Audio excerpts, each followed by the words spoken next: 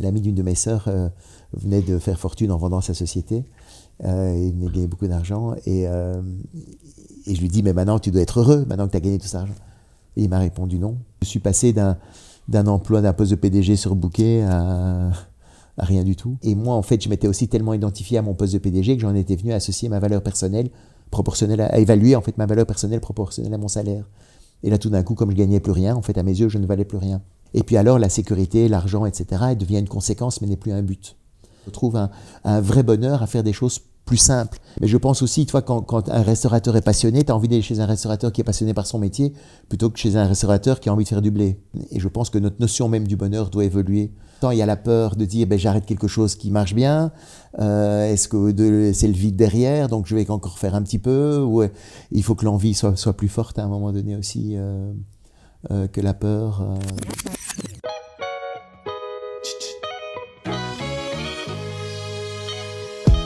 Chaque dimanche matin sur ma chaîne YouTube Grand Angle, une interview d'une personne avec un parcours extraordinaire qui nous inspire. Vous pouvez aussi écouter le podcast sur grandangleeco.com/podcast. Allez, c'est parti. Paul Devendre, bonjour. Je suis très content de t'accueillir ici. Merci. Parce que je t'ai connu, on en reparlera, mais avec ton spectacle Les hommes viennent de Mars et les femmes de Vénus, comme beaucoup d'entre nous. Ouais. Voilà, par ma femme. Tu m'as reconnu? Non, tu m'as reconnu.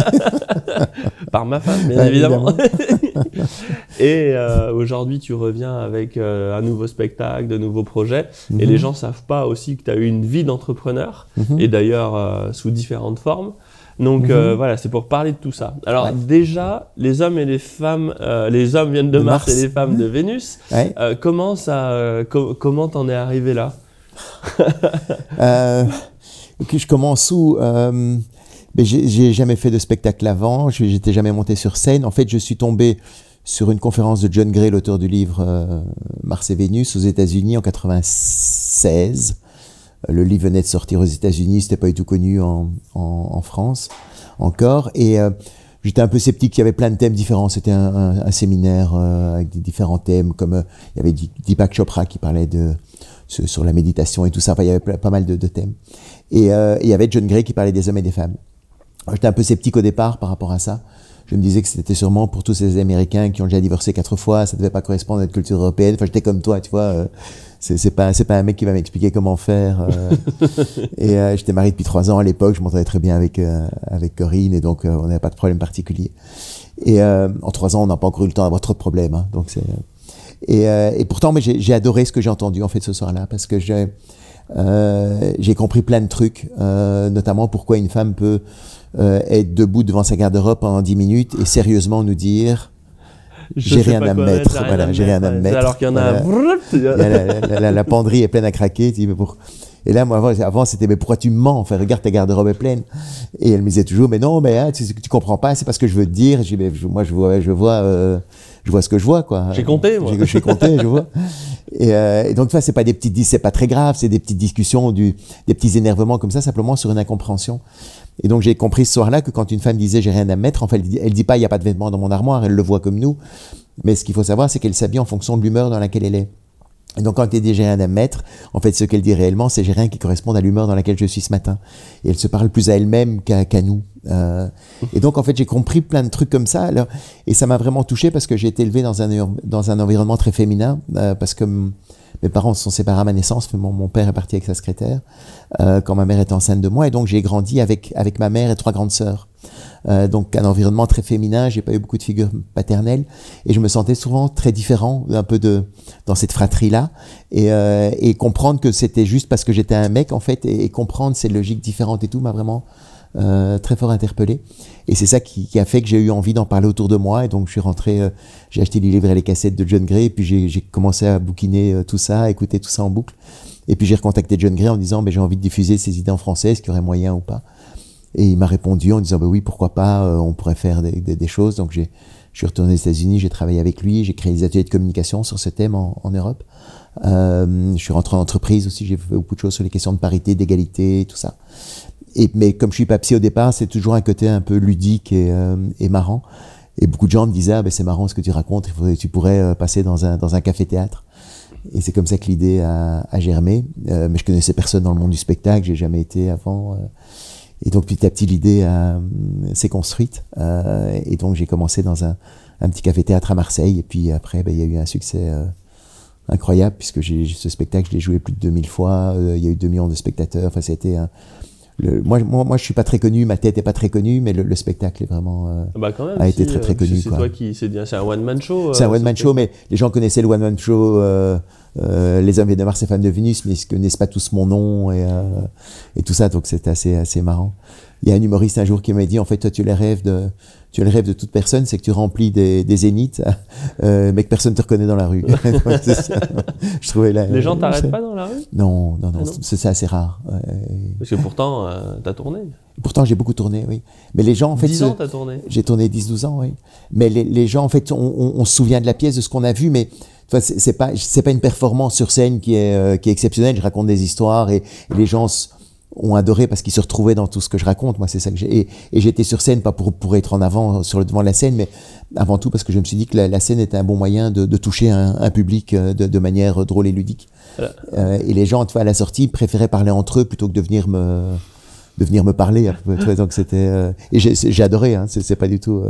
Mais donc c'est là où je suis. En même temps, je suis complètement dans le showbiz et en même temps, j'ai une place un petit peu particulière. Et ce qui est intéressant là, dans cette première partie que tu nous racontes, c'est que John Gray, pour toi, c'était quelqu'un d'inaccessible, parce que connu, parce que conférencier, parce que ci, parce que ça. Et puis, c'est quelqu'un que tu appréciais beaucoup, donc du coup, tu te dis, ah, le mec, il est génial. Et en fait, tu pensais pas qu'il puisse te répondre. Ouais. C'est l'idée de l'entrepreneur. C'est à un moment donné, c'est de prendre des risques ou de se dire que pourquoi pas tenter sa chance. Et c'est vrai que pour le recontacter, je savais pas du tout comment faire. Hein. Quand je l'ai vu, il y avait 1000 personnes dans la salle. J'étais une des 1000 personnes qui étaient là.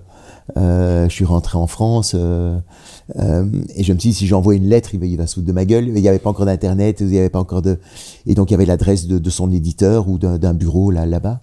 Et je me suis dit, si j'envoie juste une lettre, ça va pas. Il faut que je tente un peu plus quelque chose d'un peu plus fort pour essayer de me faire démarquer peut-être. Et j'ai demandé à des copains j'ai loué une salle dans un hôtel, une petite salle. Et j'ai demandé à des copains de venir en me disant, écoutez, j'ai quelque chose à vous dire, ne posez pas de questions ou quoi, venez. Combien de copains? Et il y en avait 80 qui sont venus. Il me fallait quand même une bonne bande pour créer un peu de l'ambiance. Oui, j'avais que 2-3. Maintenant, après, je l'aurais fait 2 jours après, il n'y aurait plus personne. Hein, et donc, c'était très sympa. Et donc, j'ai fait une cassette audio de cette conférence et je me dis, si j'envoie une cassette audio, ils voient quand même ce que je suis capable de faire et donc peut-être j'aurai plus de chances qu'ils me recontactent. Vidéo ou audio? Audio. Et il entendait les 80 personnes? Enfin, tu vois, et il y a eu un peu des retours, oui, il y avait un peu de brouhaha, des applaudissements et des rires et tout ça. Enfin, il y avait un petit peu de monde là-dedans. Parce que les audios, c'était encore, est-ce que c'est VHS, Betamax, c'était encore tous les vieux systèmes, c'était pas les mêmes. Donc je me suis dit, audio, au moins il met ça dans sa bagnole et il écoutera plus facilement. Et donc c'est comme ça. Et justement, c'est ça aussi, c'est les hasards de la vie où il faut voir les choses se mettre en place ou elles se mettent pas. Mais tu l'as fait en anglais ou en français? Je l'avais fait en français, mais après j'ai écrit en anglais et tout. Mais il y avait quelqu'un dans son staff qui parlait français et puis donc non, je savais pas. Et j'imaginais. Mais au moins je me dis, s'il a une cassette, c'est déjà un peu rigolo. Il entend, il voit le débit, même s'il comprend pas. Peut-être qu'il va. Voilà. Mais c'était une bouteille à la mer, quoi, pour essayer de me faire remarquer un petit peu. Et quel retour il t'en a fait lui de cette démarche?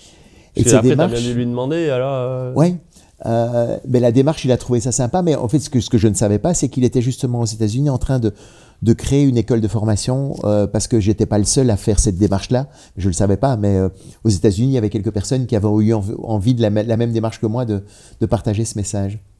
Et lui, ce qu'il a fait, c'est qu'il avait mis un cours sur vidéocassette. Il s'était enregistré une journée de formation qu'il organisait. Et il voulait former des gens pour mettre la cassette pendant 2 heures et puis faire un petit exercice ensemble et puis remettre la cassette. Donc, au moins le message n'était pas complètement distordu parce que c'est vrai que la difficulté de ça, c'est est-ce que les gens qui vont en parler de la bonne manière et tout ça. Donc, c'est toujours un peu compliqué. Et donc, en fait, il était en train de monter ça et donc il m'a dit, viens...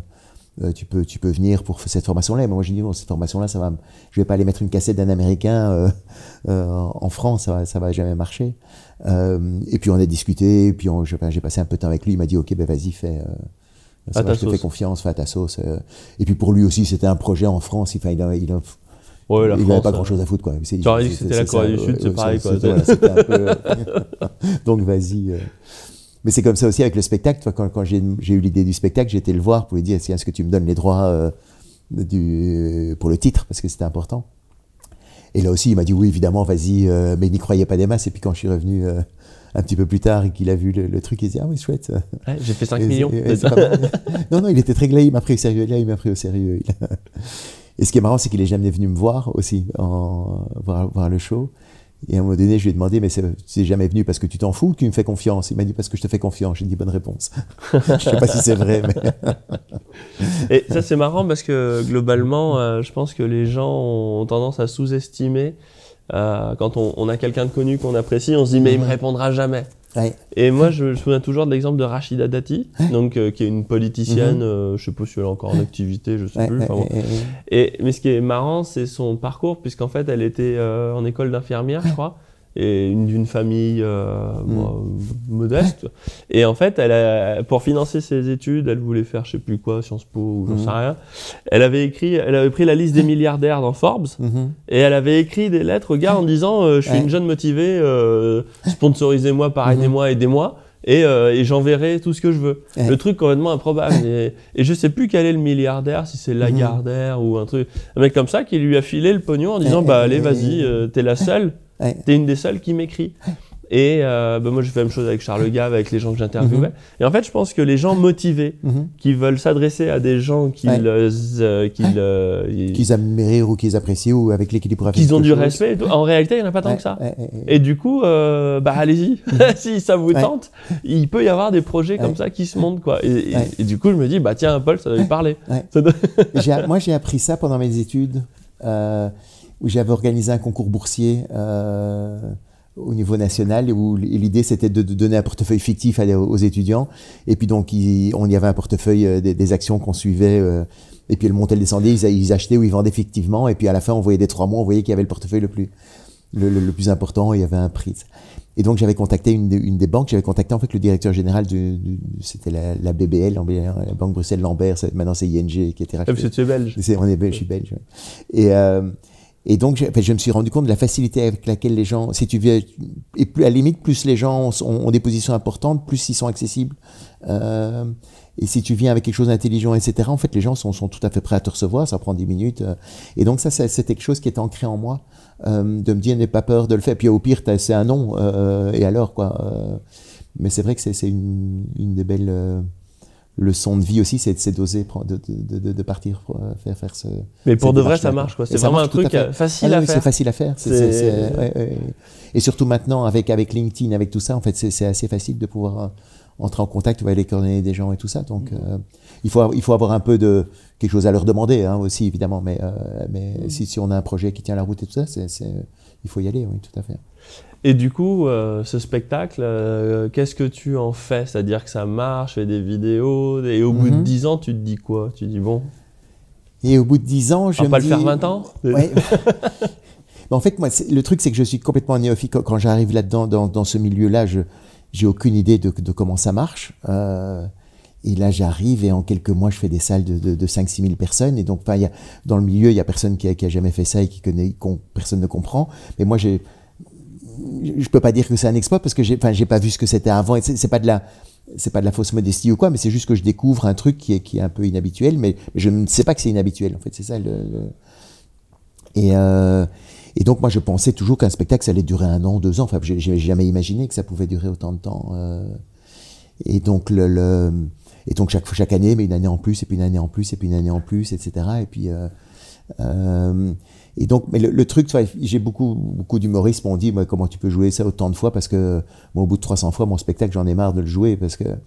Mais le truc, c'est que la raison pour laquelle je le fais, ce spectacle, en fait, c'était vraiment parce que moi, je pense que ce que je partageais dans ce show peut vraiment être utile, et je sais que ça a aidé du monde. Et encore aujourd'hui, maintenant, tu vois, les DVD sont utilisés par des thérapeutes qui disent regardez le DVD, puis on en reparle autour de nous, des prêtres pendant les préparations au mariage, des choses comme ça. Donc, il y avait vraiment, moi, une vraie volonté de partager quelque chose qui a du sens pour moi. Et donc, ça ne m'a pas lassé de le faire, même si c'est un métier. Voilà, c'est pas tous les jours. Ça résonnait avec ton histoire et ça résonnait avec mon histoire, avec les gens et tout ça. Et donc, c'est vraiment quelque chose de chouette à faire. Et puis à un moment donné, c'est vrai quand même, j'ai d'autres projets. Et puis le spectacle, c'est marrant. Enfin, pour moi, c'est que c'était compliqué de faire quelque chose d'autre pendant la journée.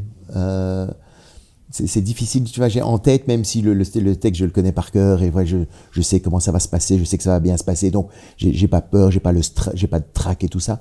Il y a un peu la fatigue accumulée du spectacle, parce que les horaires sont un peu particuliers. C'est un peu le monde de la nuit et tout ça quand même, donc il y a quand même une fatigue qui s'accumule. Mais toute la journée, malgré tout, tu vois, quand on est en tournée, on roule de 3 heures, on arrive, il y a 2 heures à attendre, et puis on fait les soundchecks, voir la salle et tout ça, et puis donc tu peux pas faire grand chose d'autre. En fait, c'est ça qui est un peu limitant peut-être par rapport à ça. Donc c'est gai de ressortir aussi pour préparer d'autres choses maintenant. Donc du coup, tu as décidé d'arrêter? Comment t'arrêtes un Et là spectacle? maintenant, comment tu dis ça me saoule, je fais autre chose? Non, oui, enfin c'est petit à petit, tu vois un petit peu comment on évolue. Les salles se J'en avais vident, fait les tournées. Maintenant, moi j'ai commencé à mettre un peu moins de dates quand même et tout ça. Et puis il y a eu j'ai refait une tournée avec, j'ai réinventé aussi à un moment donné le spectacle. Donc pendant 3 ans maintenant, j'ai tourné avec un des imitateurs des Guignols de l'info. Qui s'appelle Thierry Garcia, qui est excellent. Il a remplacé Nicolas Canteloup. C'est lui qui faisait la voix de François Hollande, le fameux tu vois, je précise.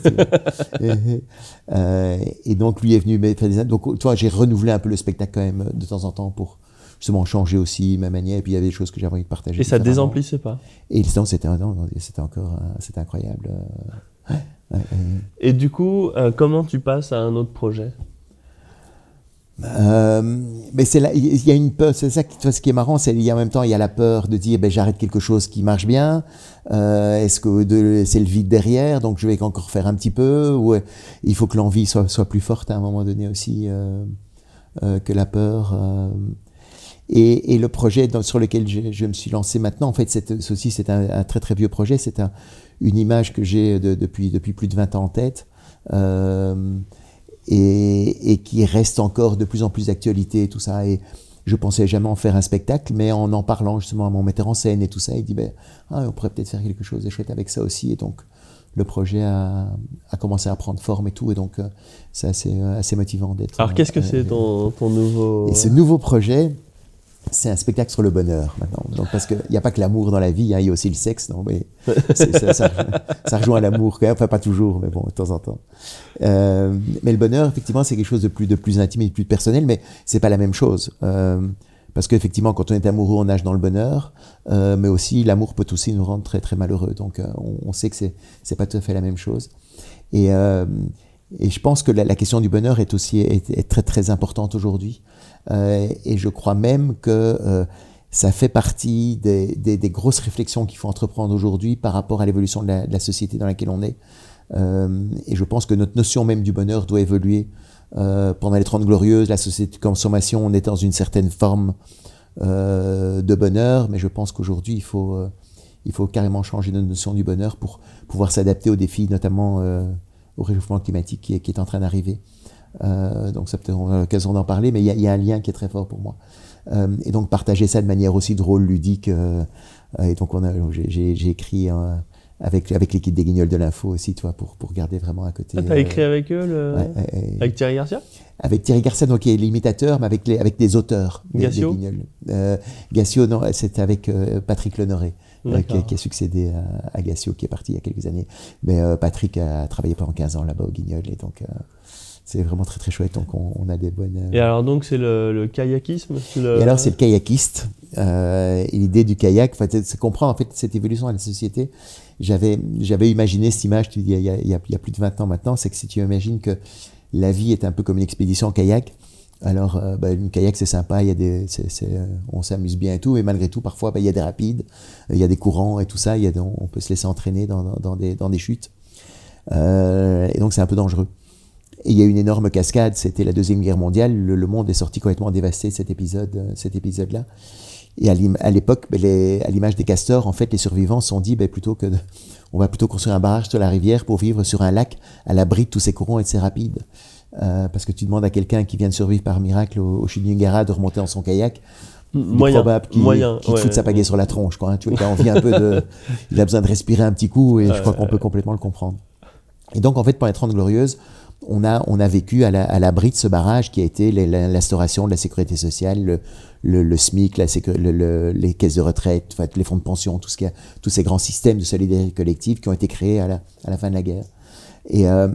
Et donc, chacun vivait dans des parcelles, et la taille de la parcelle dépendait du salaire que tu gagnais. Il y avait les très belles parcelles dans les jolies criques, etc. Puis les parcelles très confortables de la bourgeoisie, les petites parcelles pavillonnaires de la classe moyenne, et puis les grands ensembles collectifs dédiés aux masses populaires. Et malgré tout, ceux qui étaient là, en fait, grâce à la croissance économique qui était liée au plan Marshall, à la reconstruction, au baby-boom, au pétrole qui était bon marché, l'eau arrivait en abondance dans ce barrage. Et ce qui est une bonne nouvelle, parce que quand le niveau d'un lac monte, sa surface augmente. Et donc, ce qui permet à chacun d'agrandir, en fait, sa parcelle. Et donc, pendant les 30 Glorieux, c'était l'idée du bonheur, c'était d'agrandir sa parcelle et de l'aménager le plus possible. Et donc, c'est comme ça que les instables kayaks se sont transformés en de confortables barques, équipées de tout le confort qu'on qualifiait de moderne à l'époque. La voiture, la télévision, l'aspirateur, et tous ces trucs-là. Et donc, vraiment, on était heureux grâce à cette société de consommation. Et la publicité l'encourageait, évidemment. Soyez heureux, consommer le bonheur, c'est le coca, etc. Enfin, donc, c'était vraiment tous ces grands systèmes-là. Tu vois, à l'époque, quand un mari offrait un aspirateur à sa femme pour son anniversaire, elle était ravie. Essaye aujourd'hui, tu vas te prendre l'aspirateur dans la gueule. Et donc, c'est des détails comme ça qu'on voit que le monde a changé quand même. Il y a des bases qui bougent. Il y a quand même des plaques tectoniques qui se touchent, il faut faire attention. Mais donc, et en fait, à l'époque, c'était quoi la recette d'une vie réussie à l'époque? En fait, c'était assez simple. C'était, première étape, c'était obtenir un emploi qui te permette de se procurer une jolie parcelle. Et en période de plein emploi, c'était facile, tu trouvais cette sécurité-là. Une fois que tu avais constitué ça, mais tu pouvais constituer une famille qui serait forcément heureuse puisqu'elle jouirait du confort de la parcelle. Et puis enfin, tu pourrais enfin être fier de toi, de réussir à aménager, à agrandir régulièrement ta parcelle. En fait, ce schéma-là, c'est la pyramide de Maslow, c'est la hiérarchisation des besoins humains, les besoins de sécurité de base.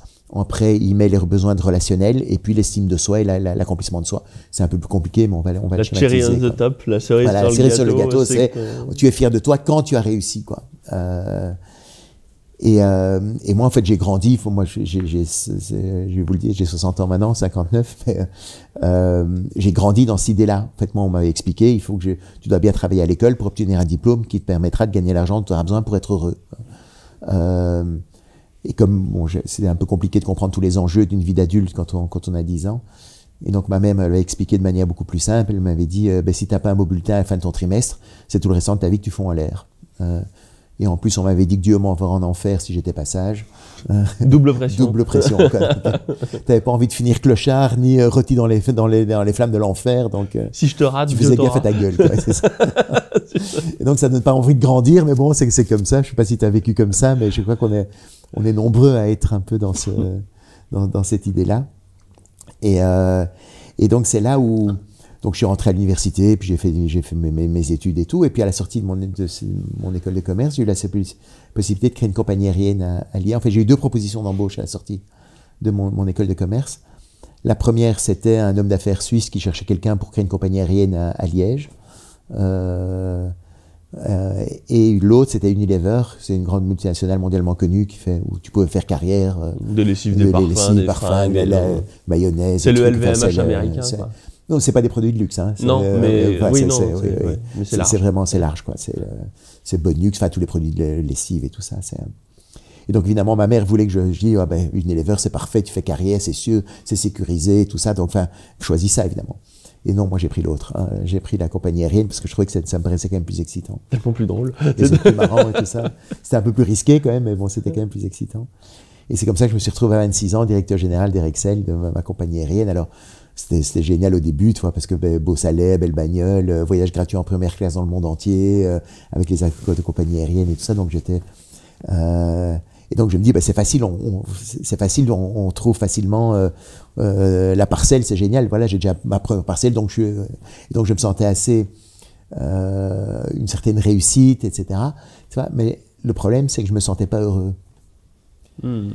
Et ça m'interpellait parce que selon les standards avec lesquels j'avais grandi, normalement j'aurais dû l'être. J'étais à un poste où plein de gens rêveraient de terminer leur carrière et j'étais pas heureux, c'était pas normal. Tu vois. Et donc je me dis, ben, peut-être qu'il faut plus, il faut encore plus d'argent, une voiture encore plus allemande, ou je sais pas. Et au bout de 2 ans, en fait, j'ai eu une première début de réponse là-dessus, c'est que l'ami d'une de mes sœurs venait de faire fortune en vendant sa société. Il venait gagner beaucoup d'argent. Et je lui dis, mais maintenant tu dois être heureux, maintenant que tu as gagné tout cet argent. Et il m'a répondu non. Et je lui dis, mais pourquoi? Qu'est-ce qui se passe? Enfin, ça me paraissait bizarre. Et il m'a dit, parce que je viens de divorcer, j'ai une petite fille de 2 ans, je la vois pas très souvent et elle me manque. Et en fait, c'est là où je me suis rendu compte qu'il y avait peut-être des valeurs plus importantes que la réussite financière pour être heureux. C'est la qualité de la relation qu'on a avec les autres. En fait, ce qui rend vraiment heureux, c'est l'argent, c'est l'amour qu'on partage en famille, c'est la qualité d'une relation, c'est la chaleur d'une amitié profonde, c'est la joie d'avoir aidé quelqu'un en difficulté qui rend heureux, bien plus qu'un compte en banque bien fourni. Alors, ça ne veut pas dire que l'argent n'est pas important, hein. Évidemment, l'argent est essentiel et c'est nécessaire, mais pas suffisant. Voilà, mais c'est pas le. Et c'est là où je me suis rendu compte qu'il y avait peut-être un problème de conception à la pyramide de Maslow. Parce qu'en fait, pour moi, la pyramide de Maslow, elle est comme ça. Si la sécurité est comme ça, en fait, les relations devraient être, le bloc devrait être plus grand. Et puis 2 ans plus tard, j'ai encore réfléchi un petit peu. Et là, il y a un autre événement. C'était en 91, la crise du Golfe, où tous les gens arrêtaient de prendre l'avion pendant quelques mois. Je sais pas, enfin, vous êtes trop jeune pour le savoir, mais il y a eu la peur des attentats dans les aéroports. En fait, les gens ont tous reporté leur voyage pendant plusieurs mois. Et donc, il n'y avait plus de passagers. J'ai eu une crise énorme dans le transport aérien. Je n'ai pas pu traverser cette crise et donc j'ai dû déposer le bilan en janvier 92. Il y avait combien d'employés dans la boîte? On était une 50aine. Ah oui, donc c'était un beau poste déjà, et c'est une belle responsabilité. Un peu dur à gérer de devoir licencier 50 personnes. Très difficile, ouais. Ça, c'était très très dur à faire. Et en même temps, et c'est là où peut-être je suis passé d'un emploi, d'un poste de PDG sur Bouquet à rien du tout. Un joueur. Et c'est là où je me suis rendu compte qu'en fait, il y avait une relation encore plus importante que la relation qu'on a avec les autres pour être heureux, c'est la relation qu'on entretient avec soi-même. Et donc, en fait, le troisième bloc, la relation à soi, devrait encore être plus important. Et ce qui s'est passé... parce que tu manquais pas d'argent, puisque tu avais des sous de côté. Oui, j'avais un petit peu de sous de côté et tout ça, mais c'était Donc, c'est vraiment... Et donc, ce qui s'est passé, c'est par rapport à... En fait, je me suis rendu compte que cette pyramide, elle peut tenir comme ça, mais elle ne tient qu'à la condition où la réussite financière est garantie. Parce qu'en fait, quand j'ai perdu cet emploi, en fait, le socle est parti et c'est toute ma pyramide qui s'est écroulée. Parce qu'en fait, je perdais bien plus qu'un emploi, parce que la moitié de mes relations provenaient de mon environnement professionnel. Et donc, comme je pouvais déjà rayer d'un coup la moitié de mon carnet d'adresses, et l'autre moitié, j'avais plus contacté parce que j'ai tout occupé à agrandir ma parcelle. En fait, ils avaient changé de numéro. Et moi, en fait, je m'étais aussi tellement identifié à mon poste de PDG que j'en étais venu à associer ma valeur personnelle proportionnelle à évaluer en fait ma valeur personnelle proportionnelle à mon salaire. Et là, tout d'un coup, comme je gagnais plus rien, en fait, à mes yeux, je ne valais plus rien. Et même, je me sentirais que j'étais plus rien, en fait. Et donc, c'est là où, en fait, quand t'as tes 3 blocs par terre, c'est pas très sympa. Dur. C'est un peu dur. Et ça arrive à de plus en plus de gens. Et ça arrive à de plus en plus de gens. Et le truc, c'est que, et donc au début, j'ai essayé de reconstruire à l'identique comme on m'avait toujours appris. Tu vois, j'ai essayé vite de retrouver une parcelle, de retrouver un emploi, n'importe lequel et tout ça. Mais avec mon profil était un peu atypique. Tu vois, les gens disaient, mais pourquoi tu veux être directeur commercial quand tu es directeur général? Si tu veux être directeur général, mais tu n'as pas d'expérience dans le secteur. Enfin, j'étais plus dans les cases déjà. Et donc c'était assez bizarre. Et puis c'est là où j'ai commencé à réfléchir un petit peu et tout ça. Et puis je me suis dit, en fait, plutôt que de reconstruire ma pyramide à l'identique, je pourrais en fait faire autrement et je pourrais la reconstruire à l'endroit. En commençant par le socle de la relation à soi. Estime de soi. Voilà.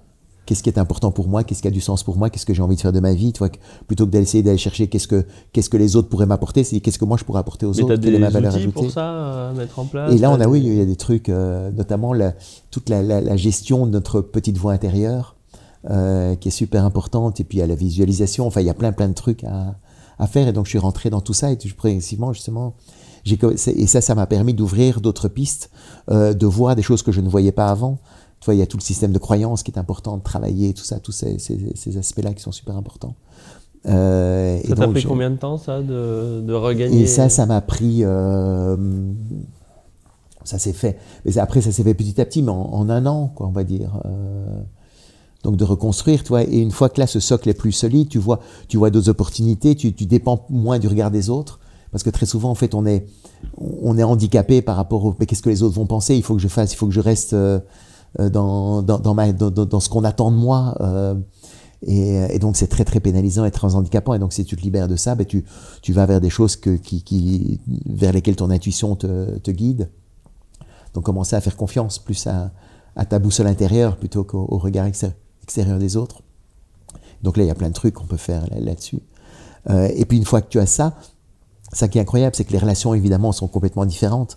Parce que on le sait tous, mais il faut que tu sois bien avec, si tu peux pas être bien avec il faut être bien avec soi-même pour être bien avec les autres. Hein. C'est ce qu'on dit en secourisme, c'est qu'il faut se sauver soi-même d'abord. C'est ça, pour être capable de sauver les autres. Si le secouriste se fait écraser parce qu'il fait ça n'importe comment, tout le monde meurt. Tout le monde meurt, il n'y a plus personne. Et en avion, tu vois, on le dit aussi, l'hôtesse de l'air, enfin le PNC ou le SIWA, il dit en cas de dépressurisation de l'appareil, les masques d'oxygène tomberont.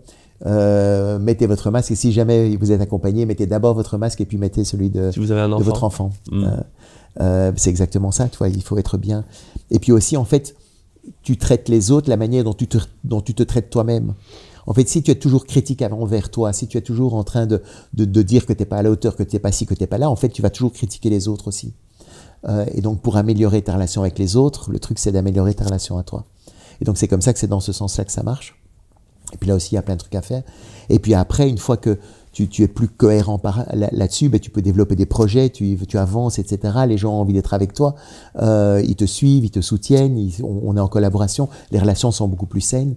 Et puis alors, la sécurité, l'argent, etc., elle devient une conséquence, mais n'est plus un but. Et je pense qu'on est vraiment dans une société aujourd'hui qui est en train d'inverser ça. Et parce que, comme tu le dis, aujourd'hui, en fait, les pyramides de Maslow, pour le moment, ben, il y en a de moins en moins, elles s'écroulent les unes après les autres, parce que depuis 1973, et le premier choc pétrolier, en fait, le barrage, il y a des brèches partout dans ce barrage. Qu'est-ce que tu penses dans la loi Pacte, et je crois que c'est ça, ils ont introduit la possibilité de créer des entreprises à mission. Je ne sais pas si ça te parle.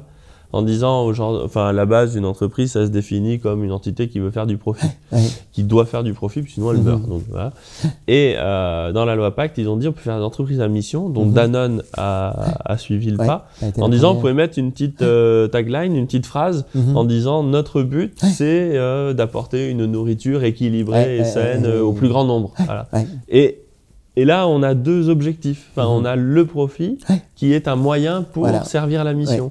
Donc, ou bien la mission, le profit est une conséquence de la mission.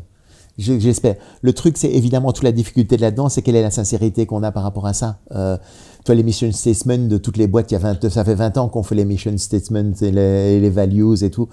Mais si la direction se dit, OK, on fait un outil parce qu'on nous a dit qu'il faut le faire, mais qu'on n'a rien à foutre sur le fond et qu'on veut garder le contrôle, le pouvoir, et ce qui est le plus important, c'est le profit, ça marche pas. Mais c'est vrai qu'il y a une mouvance des entreprises libérées aujourd'hui, etc. Enfin, non, moi, je crois que s'il y a une vraie sincérité là-dedans, c'est génial. Et toute la clé est là, c'est effectivement de prendre le risque d'aller vers cette sincérité. Parce qu'en réalité, ce que tu dis, c'est que ces entreprises à mission, elles découlent d'une réorganisation de la pyramide de Maslow. Je pense, oui. On se dit parce que tu repars de toi, c'est ça. Quelle est mon organisation, etc. Là, les relations vont être bien, et l'argent reste important, la sécurité reste important, mais c'est une conséquence. Le profit ne peut pas être un but en soi. Moi, je pense que si le profit est un but en soi, c'est la porte ouverte à toutes les dérives qu'on a pu avoir. Justement, tu vas vendre des organes, tu vends de la drogue. Enfin, il y a pas de barrière. Si le profit est le but, fais tout ce que tu peux. Il y a pas de, il y a plus de barrières. Les seules barrières que tu vas te mettre par rapport aux choses, c'est l'éthique. Et on en reparle de plus en plus de l'éthique et tout. Mais s'il y a pas ça, il y a le profit. Moi, je pense que c'est ça qui fait vraiment tuer le business. Il y avait un exemple que j'aime beaucoup, c'était une grosse enseigne qui a été reprise maintenant, qui avait été reprise qui était partie entrer en bourse. Et donc évidemment, la rentabilité devenait le maître mot dans les magasins, etc. Et puis il y avait un pâtissier dans une des grandes surfaces. Il adorait son métier, c'était un mec passionné et tout ça. Il adorait faire cette tarte à la fraise. Et puis il y a des financiers qui arrivent, qui font des tableaux Excel sur les rentabilités, le nombre de fraises qu'on met sur une tarte, etc. Et il s'est rendu compte que ce pâtissier-là mettait plus de tartes aux fraises que dans d'autres magasins, donc la marge était moins grande. Et donc on a obligé ce pâtissier à mettre moins de fraises pour la rentabilité. Sauf qu'évidemment, ça a complètement démotivé les pâtissiers. Il a fait moins de ventes, alors les marges étaient peut-être plus importantes, mais le chiffre d'affaires était beaucoup moins. Donc en fait, au global, il gagnait moins d'argent. mais comme le tableau ne parlait que de la rentabilité, on voyait pas les autres chiffres. Et donc, tu vois, et ça pervertit complètement le système. Si tu mets la rentabilité en objectif ultime, tu perds toute l'âme de la boîte pour moi. Alors, ce que tu dis, c'est que la mission sert à la rentabilité au final. Mais est-ce en conséquence, oui. Voilà, mais est-ce qu'il n'y a pas plus profond que ça? C'est-à-dire que si on ne cherche pas à être utile aux autres, si on ne cherche pas à servir une mission, on fait de la merde. On ne sert à rien, c'est ça. Voilà. Il n'est pas possible de développer un projet sur le long terme si on n'a pas une conviction. Je crois. Et c'est là, et c'est pas une question de quels sont les métiers, etc. Je pense que tous les métiers ont du sens. Et la crise de la Covid aujourd'hui a révélé ça, justement. Quand tu vois justement des infirmières qui ont été applaudies, quand tu vois des éboueurs justement qui étaient dans les métiers indispensables par rapport à des métiers soi-disant ou de comédiens où nous on pouvait pas jouer, de cadres sup et donc c'est là de retrouver effectivement le sens, le vrai sens de certains métiers qui sont indispensables et je trouve que il y a un travail énorme de la société justement à revaloriser ou à donner une image justement à tous les métiers. À partir du moment où un métier, pour moi, c'est quelque chose qui est capable de rendre service aux autres, et il y a mille manières de le faire. Et ça se justifie par le fait que humainement... Parce que toi, humainement, tu es bien, voilà, tu es centré sur ce que tu fais. La racine de ce constat, c'est la stabilité mentale, en fait. Ouais. Et c'est l'envie, c'est ta mission, c'est ton socle. C'est ton socle de ta relation à toi qui est planté dans le sol, pour moi. Et c'est la base. Et du coup, alors, le kayak, le barrage, comment ça se passe? C'est-à-dire que là, on a construit un barrage... On a construit un beau barrage pendant les 30 Glorieuses.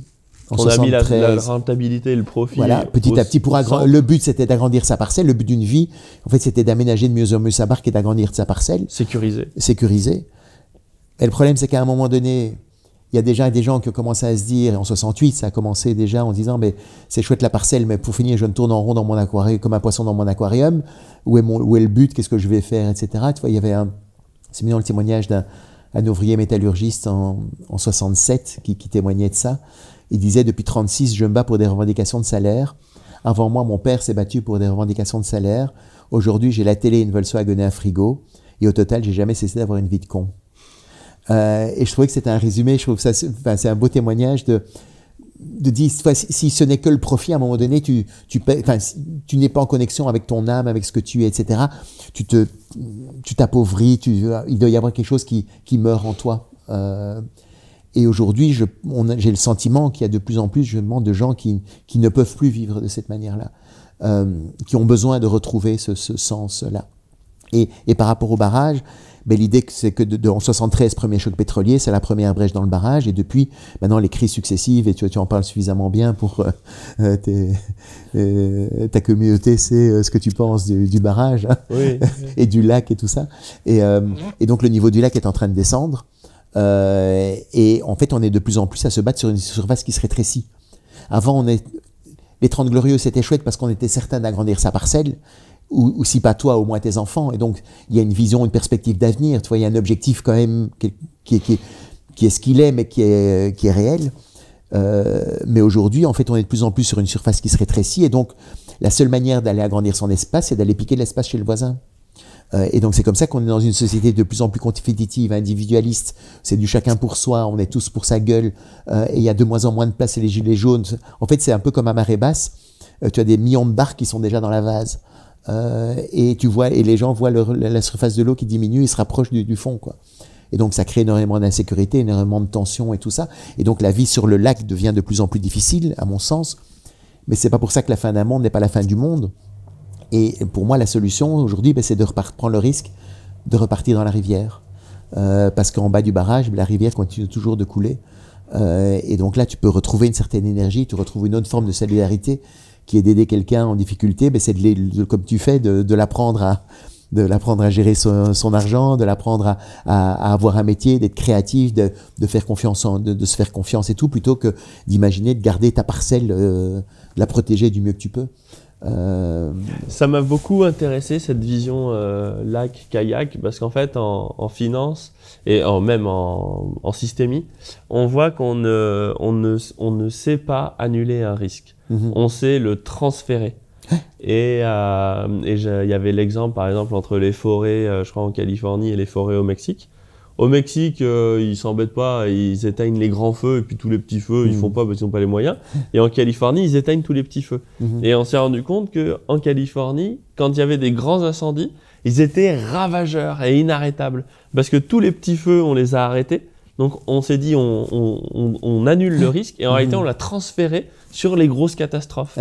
Et l'image du barrage, c'est marrant, ça m'a fait, je me suis dit, en fait, une rivière, c'est très risqué à chaque instant, parce que cailloux, parce que machin, parce qu'il y en a un autre, parce que... Et le barrage, en fait, on transfère le risque en édifiant un très grand barrage, mais plus il est grand, plus il est fragile. Et le jour où il pète, par contre, il pète pour fort, de vrai, quoi. Ouais, et c'est pour ça, cette analogie du transfert de risque, je me suis dit, mais soit il parle de ça, soit je me fais des films. Oui, c'est tout à fait ça. Faudra que je lui demande. Parce que tu vois, et le truc pour moi, c'est que c'était complètement utopique d'imaginer que le niveau du lac ne cesserait jamais de monter. En fait, on était dans une idée d'une croissance infinie où chacun pourrait agrandir éternellement sa parcelle. Mais de toute façon, le niveau du lac ne pourrait jamais excéder la hauteur du mur. Et puis à un moment donné, le poids de l'eau est tellement fort que ton barrage te fragilise, quoi. Donc, imaginer que tu pourrais vivre sur un lac complètement étendu à l'abri de tout, c'est complètement utopique. Et c'est effectivement, mais on est dans avec la crise du Covid ou tout encore aujourd'hui, on est dans cette idée on a arrêté la mort, quoi. Enfin, c'était vraiment l'idée, c'est fondamental, c'est ça. Pour les 30 glorieuses, maintenant, on peut faire n'importe quoi, on peut fumer, on peut boire, on va se faire opérer dans tous les sens. Enfin, c'est l'homme bionique, c'est toute cette illusion-là de pouvoir survivre à la mort, pour moi, qui est... L'homo deus. Ouais. Et donc, retrouver la rivière, c'est accepter l'incertitude de la vie et ce qui fait notre humanité. Et si on file la métaphore, on pourrait dire aussi que globalement, ce qui nous attend, c'est la décroissance. Parce que, voire... ouais. Et en même temps, on pourrait se dire, ouais, mais décroissance, je sais pas, parce que entre faire de la barque et faire du kayak... en fait, c'est pas le même monde. C'est ça. Est-ce qu'on est plus malheureux dans l'un ou dans l'autre? Moi, c'est pour ça que j'aime pas la décroissance. Si tu raisonnes en termes de décroissance, tu raisonnes effectivement en termes de lac. Mais pour moi, la rivière, c'est pas la décroissance. En fait, c'est retrouver le sentiment de satiété. C'est retrouver ton humanité. Là, parce que t'as pas à agrandir ta parcelle, tu restes léger sur ton kayak, donc t'es pas dans l'idée de la décroissance. Le sentiment de satiété? Et le sentiment de satiété, c'est justement tu vois, quand un lion a faim, il tue une gazelle et puis s'arrête de bouffer quand il est rassasié. Il va pas tuer 10 gazelles à la fois pour impressionner ses copains lions. Tu vois, ça n'a aucun sens. Faire du stock du surplus. Faire du stock du surplus, du truc, agrandir encore et encore, et devenir obèse, tellement bouffer tellement des gazelles parce qu'elles sont là. Donc, mais le kayak, c'est ça, c'est rester léger. Quand t'as pas à prouver que t'en as une plus grosse que l'autre, comme quand t'es plus dans la logique du barrage, mais tu retrouves ce sentiment naturel justement de satiété. Et donc c'est là où tu n'es plus dans une idée de croissance ou décroissance, etc. Mais tu retrouves un vrai bonheur à faire des choses plus simples. Mais pas parce qu'on te le prive, mais parce que toi-même tu as ce plaisir. Alors c'est quoi? C'est parce que c'est notre projet? Non, mais non, parce que justement, et c'est là, avant en fait, la société se battait entre gauche et droite dans la logique du barrage sur le lac, où il y en a qui disaient il faut prendre chez les riches pour donner aux pauvres, l'espace où il y en a encore, il faut le donner à ceux qui n'en ont pas, au nom de la solidarité, alors que la droite disait au nom de la liberté, chacun peut agrandir sa parcelle et tant pis pour les plus petits qui crèvent. Aucun des deux n'est chouette. Et donc les gens disaient, on va, malgré les brèches, on va la croissance pour nous monter le niveau du lac, pour que de nouveau chacun puisse étendre sa parcelle comme dans les années 60, quoi, sans plus empiéter sur celle des autres. Et donc si on même la croissance verte, tu vois, cette idée de croissance, c'est rester encore dans l'idée qu'on va que le barrage va rester actif et qu'on va pouvoir vivre sur le lac. Moi, je crois que maintenant, le barrage ne va pas tenir, mais c'est pas mais il faut retrouver le chemin de la rivière. Et donc, c'est une autre forme, en fait. Et de nouveau, cette rivière, c'est repartir de soi, de son projet. Enfin, quand tu rends service à d'autres, tu recrées une nouvelle économie. Enfin, tu peux recréer de l'argent aussi parce que l'argent est créé par les idées, par l'innovation qu'on apporte. Et est-ce que la critique de ça qu'on pourrait entendre, c'est au final, est-ce que c'est pas chacun pour soi, Dieu pour tous?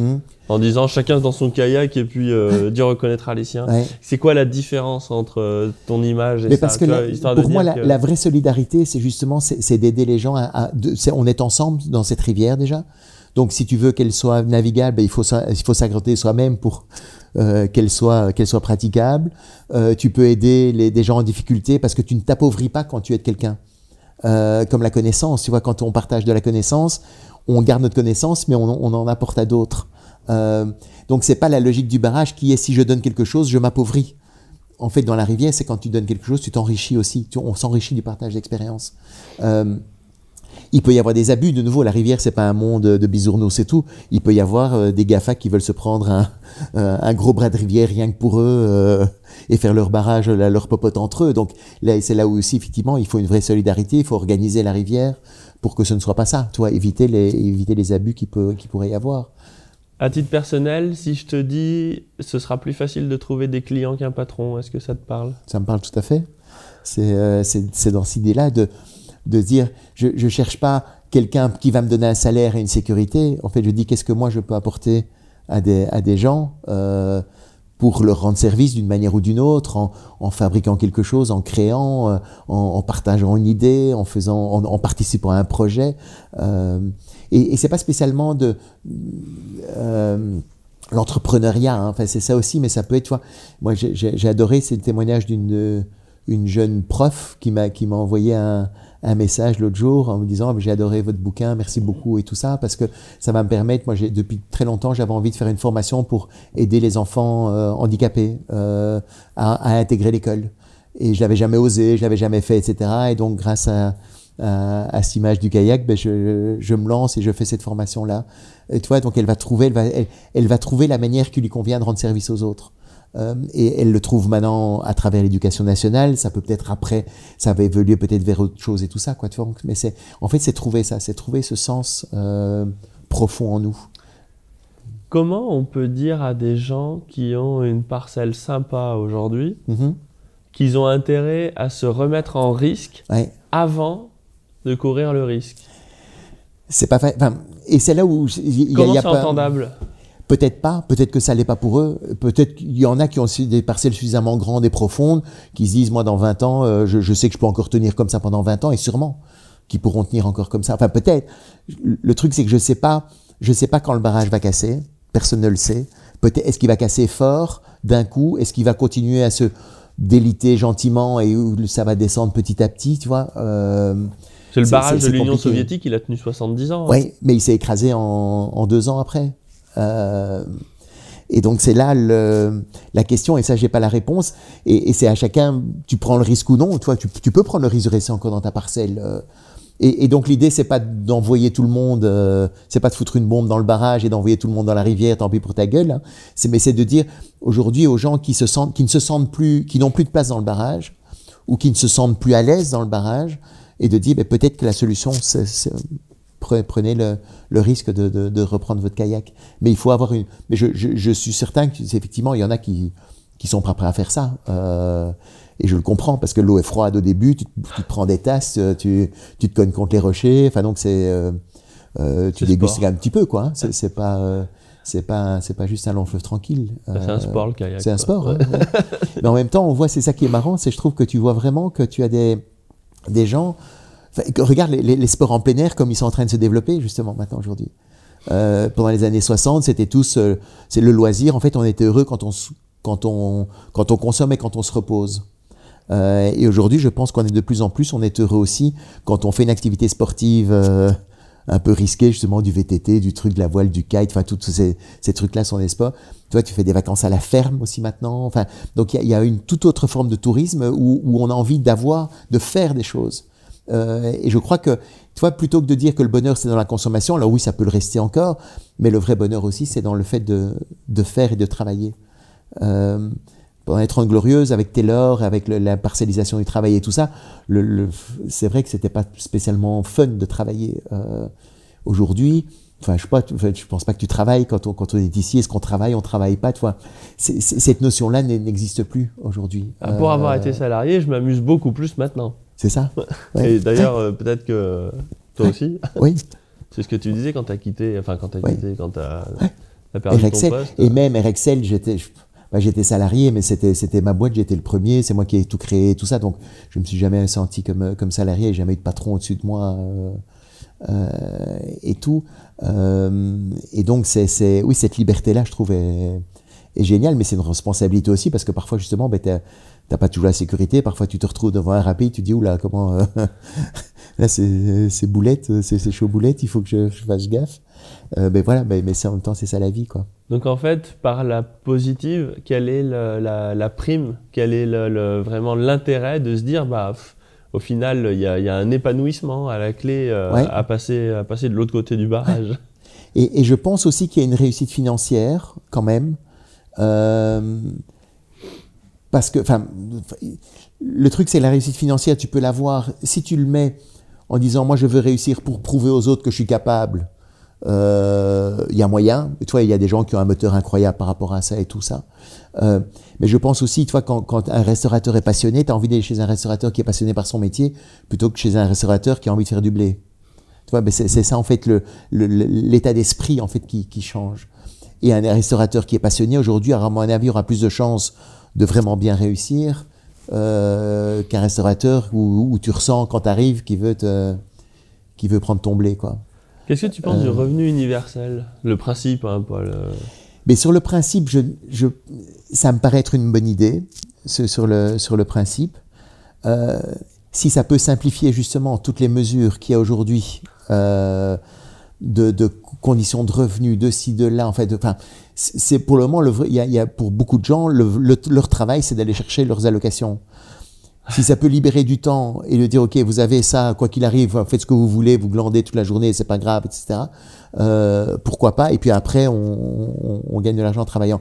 Le risque de ça, c'est que ça crée de l'inflation et qu'en fait, il n'y a pas d'argent disponible parce que les loyers vont augmenter du revenu universel qui est disponible, et donc ça risque de s'annuler. Donc il y a des aspects qui sont difficiles à mon avis à mettre en place, mais sur le principe, je serais pas contre d'une répartition, s'il y a suffisamment de richesse, qu'on répartisse à chacun on donne un kayak à chacun globalement, tu vois, et puis après chacun pagaille comme il veut, et il y en a qui pourront aller suivre les rapides comme ça, et d'autres qui suivent des petites rivières en fonction de l'esprit de chacun. Est-ce que la récompense peut précéder le travail? Parce que c'est un peu ça la question du revenu universel.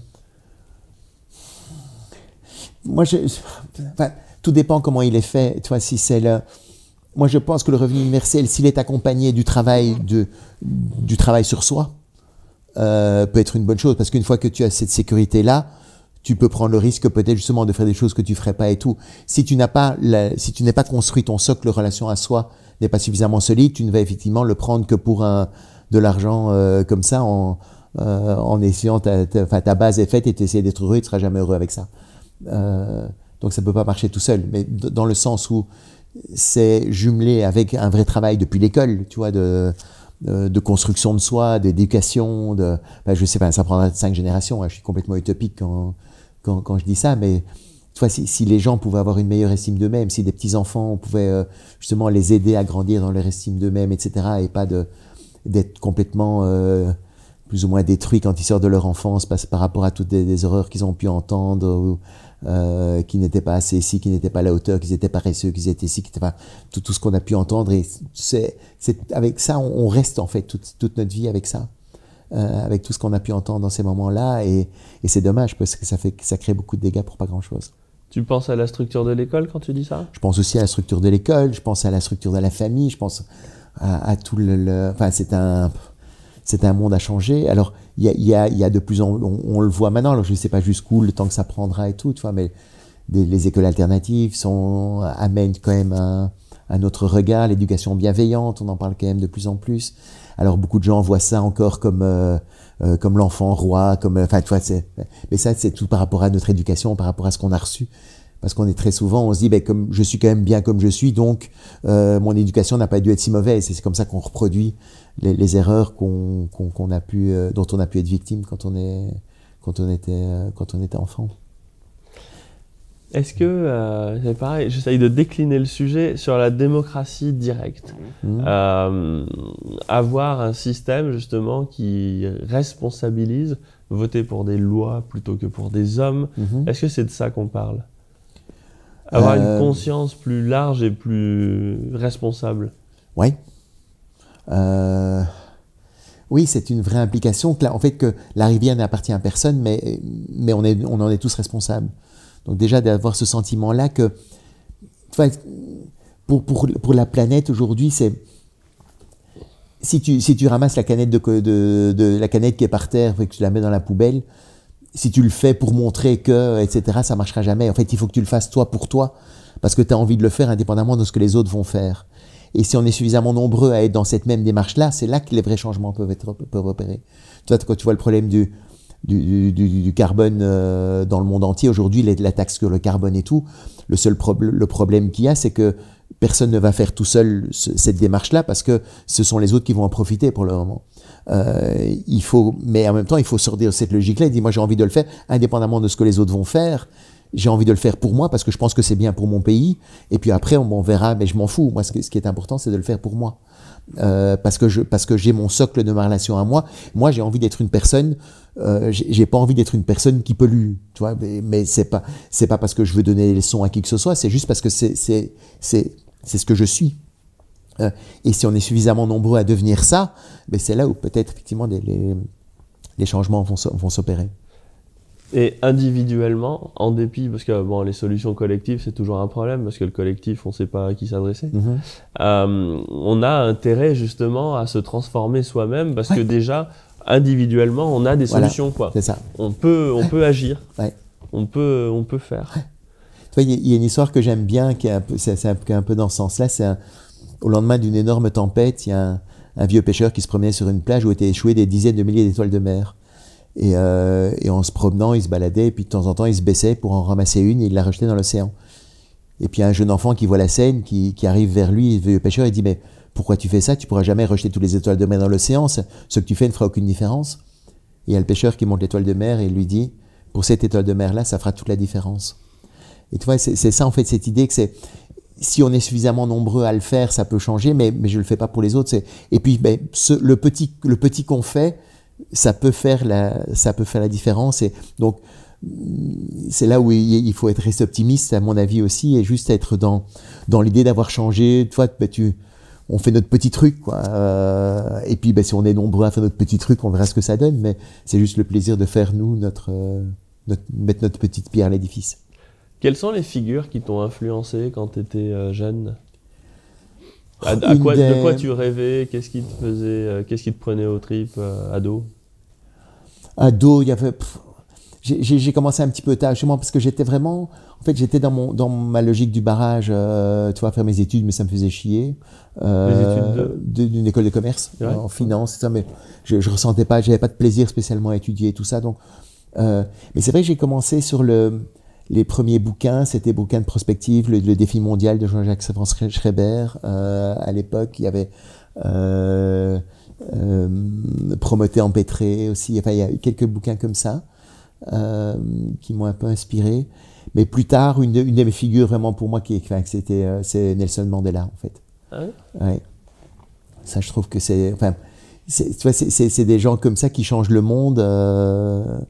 Avec une force incroyable de résilience. Qu'est-ce que tu en retiens de Nelson Mandela? J'en retiens, mais déjà qui nous dit le fait d'être malheureux ne sauvera personne.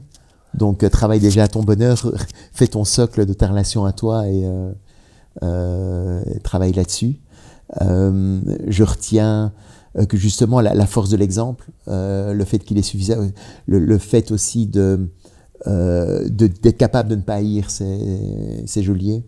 En fait, de se dire, c'est pas qu'ils ils sont bons aussi, mais simplement ils n'ont pas encore compris l'évolution, le sens de l'histoire. Mais donc rester dans l'amour de ses geôliers, même quand ils passent 27 ans. Les petites étapes aussi dont tu parlais en commençant, où les premiers trucs qu'il a fait, c'est d'obtenir des pantalons plutôt que des shorts, tu vois, pour retrouver la dignité du prisonnier. Et donc commencer par des toutes petites victoires comme ça pour pour changer petit à petit la force des choses et tout ça. Enfin, donc moi je trouve quand il explique aussi que il est prêt à mourir pour ses idées, et c'est ça qui lui sauve la vie, de le dire à son procès, quand il explique si je dois mourir pour ça, tant pis, mais ça vaut la peine. Et donc, tu vois, c'est ce socle de cette relation qui est tellement ancré, je trouve, sa relation à lui qui est incroyable et qui peut changer le monde grâce à ça.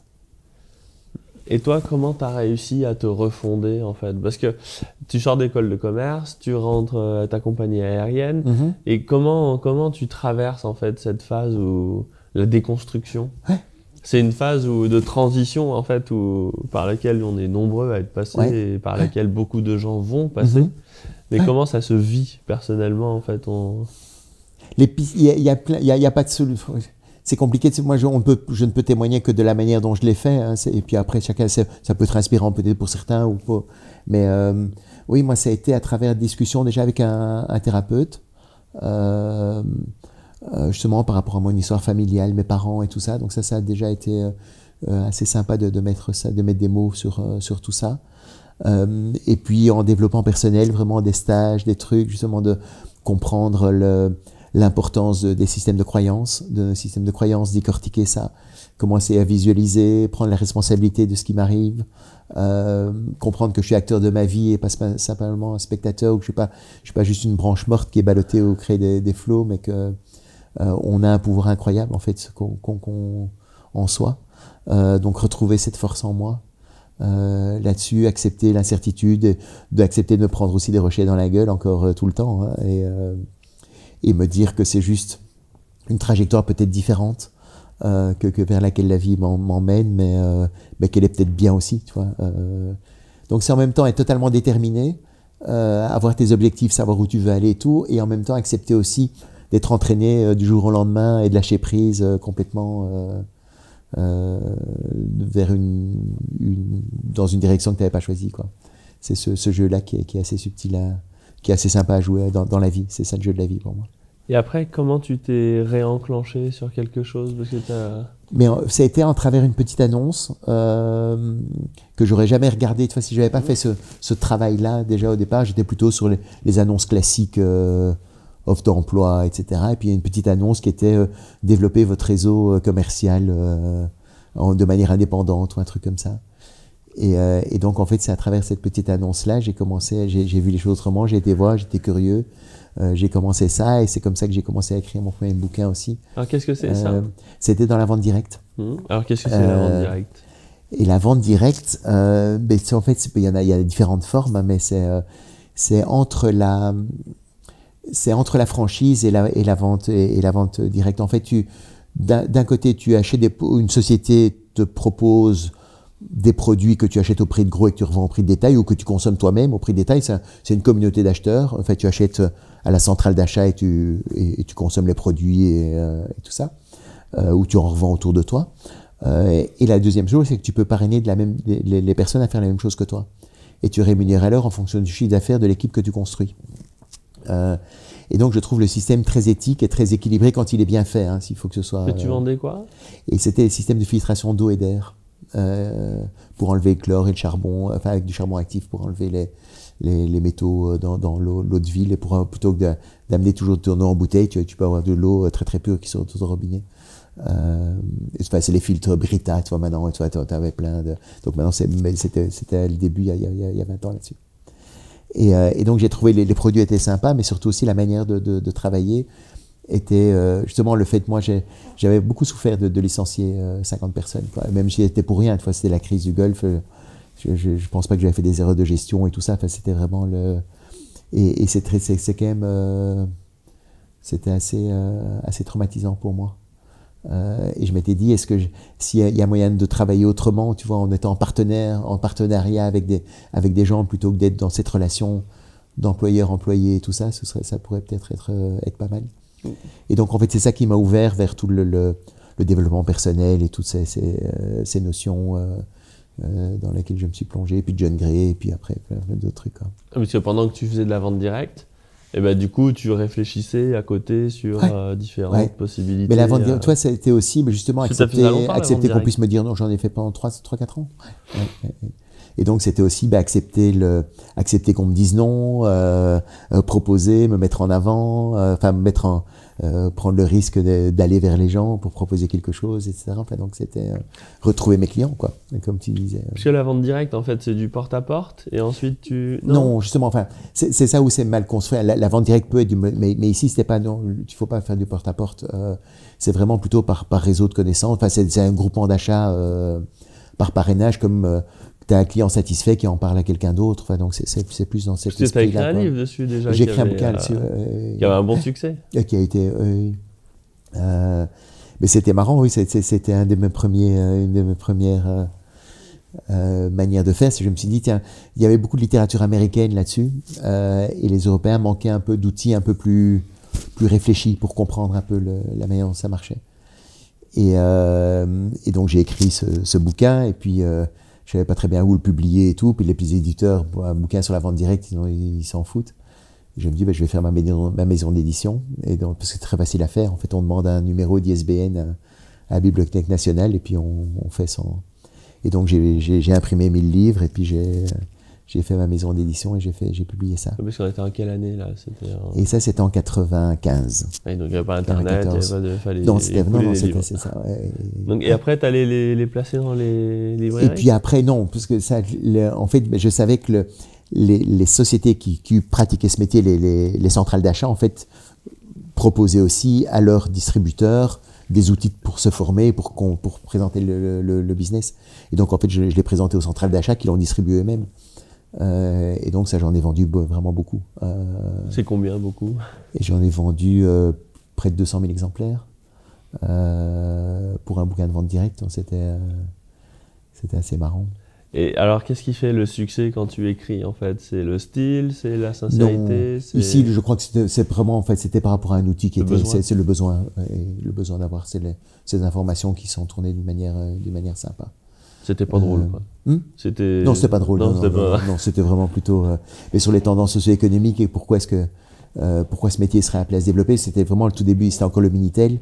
C'était le tout début des téléphones portables, tu vois. Mais tu as vu comment en quelques années comme ça a révolutionné quand même la manière d'acheter et de travailler. Maintenant avec Internet, Amazon, on est parti complètement là-dessus. Et je crois qu'il y a quand même encore un créneau maintenant justement où tu peux utiliser tous les outils d'Internet et tout et de garder quand même la proximité et le lien.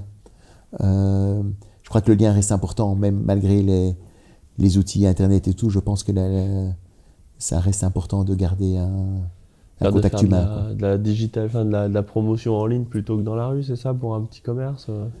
Oui, non, et surtout aussi de pouvoir garder un service de livraison à domicile, des choses comme ça, tu vois, un peu, plutôt que d'être livré par un livreur maintenant il n'a même pas le temps de venir livrer ton colis, mais il est passé alors qu'il n'est pas passé, donc voilà.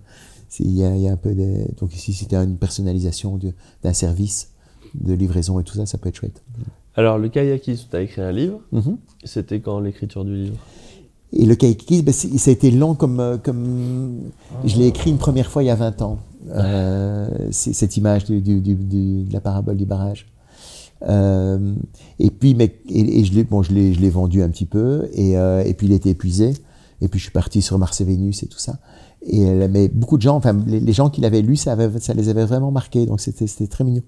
Très souvent ils me demandaient, mais il y en a plus, merde, j'ai envie, qu'est-ce que je peux faire et tout ça. Et c'est ça qui m'a donné l'idée de le réécrire et de le réactualiser, parce que je pense que cette vision était peut-être un peu visionnaire il y a 20 ans, mais aujourd'hui je pense que, enfin, tu vois, le kayak, le barrage qui est pété, je pense que on le voit, on le vit tous aujourd'hui, quoi. Ça commence à nous parler. Ça parle quand même assez vite, quoi, maintenant, c'est ça. Il faut plus expliquer pendant 10 minutes, je pense qu'on l'a assez bien compris. Et donc, cette solution de la rivière, maintenant, tu vois, avant, il y avait beaucoup plus de monde qui était encore confortablement dans leur parcelle, et donc ça leur parlait pas. C'est quoi la rivière? Moi, je m'en fous, moi, je suis bien je vais continuer à agrandir ma parcelle, ça marche. Mais je pense que maintenant, il y a une vraie réflexion, qui est peut-être qu'effectivement le barrage, ça devient un peu dangereux de rester là, quoi. Donc la suite, en fait, la perspective pour ça, comment ça se transforme? Le spectacle, il est écrit, le spectacle est écrit, et donc j'ai fait un petit test. On peut pas maintenant avec la Covid, mais il est en train d'être mis sur pied. Oui. Il est écrit à en la entier. rentrée. Il est écrit, mais j'ai encore réécrit aujourd'hui. Mais il est quasi. Oui, enfin tout est écrit. Mais le truc c'est que j'écris et puis alors on le joue plus ou moins et puis on voit les choses qui marchent pas et puis justement les réactions de quelques personnes pour voir un peu la direction dans laquelle on va, les blagues et tout. Donc, mais c'est chouette, moi j'adore. Ce travail de création est vraiment très très sympa à faire. Parce qu'en fait, aujourd'hui, tu n'as plus besoin d'argent, techniquement. Tu pourrais t'arrêter, parce que quand tu as tourné Pas 10 tout à ans fait sur quand un même, truc- oui, mais enfin oui. Mais ça m'a. Non, j'ai envie de continuer. Enfin, parce que moi, c'est pas une question d'argent, c'est une question d'envie de projet, et d'avoir envie de. C'est là où je veux en venir, parce qu'en fait, continuer, les gens c'est ne ça. comprennent pas pourquoi les patrons qui réussissent Mm. continuent. Eh, Et on se dit, eh, ils sont fous. Mais parce ont que pété l'argent les n'est pas le plombs. but. Enfin, c'est moi ce qui j'ai envie maintenant, c'est d'exprimer qui je suis. Et je l'ai trouvé à travers la scène, tu vois. Et donc je suis prêt à prendre le risque. Enfin, c'est une partie de moi-même, tu vois. Mais j'ai envie de continuer à exprimer ça. Mais quand tu vois maintenant, alors, la retraite, c'est bien si tu t'emmerdes dans ton boulot, etc. Tu vois, je me souviens, il y a quelques temps, c'était triste, mais c'était dans un séminaire que j'animais. Il y avait un gardien de prison qui détestait son métier. Il y en a qui aiment bien. Je suis certain qu'il y a des gardiens de prison qui trouvent du sens à ce qu'ils font. Et c'est génial, mais lui, il détestait ce qu'il faisait. Et il me dit, mais en fait, je reste là parce que j'ai plus que 22 ans avant la retraite. Waouh! Quand j'ai entendu ça, je me suis dit, waouh! Et c'est là où je me suis dit qu'il y avait peut-être pour certains gardiens de prison, les peines étaient plus lourdes que les détenus, quoi. Le gars, il a pour 2 ans, toi, t'es là pour 22. C'est ça, quoi, 22. Mais il le disait sérieusement, tu vois, pour lui, enfin, et tant mieux, enfin, je suis pas là pour juger, mais ça m'avait un peu frappé quand même, mais c'était de dire que lui, il était vraiment, j'ai ma parcelle, j'ai ma sécurité, et à ma retraite, je vais enfin être heureux. Je pense qu'aujourd'hui, il y a des gens qui aiment leur métier, c'est une horreur de partir à la retraite. Enfin, il y en a qui meurent dans les 6 mois après parce qu'ils se sentent plus utiles.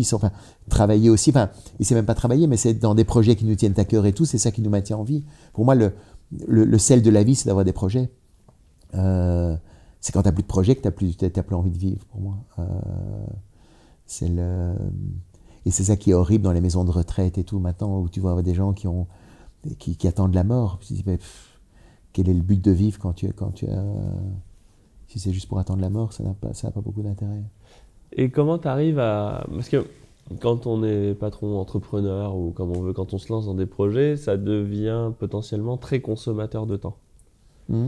Et ça, quand tu faisais des spectacles, tu as dû le ressentir. Ouais. Parce que tu me disais que c'était 200 dates par an, c'est ça?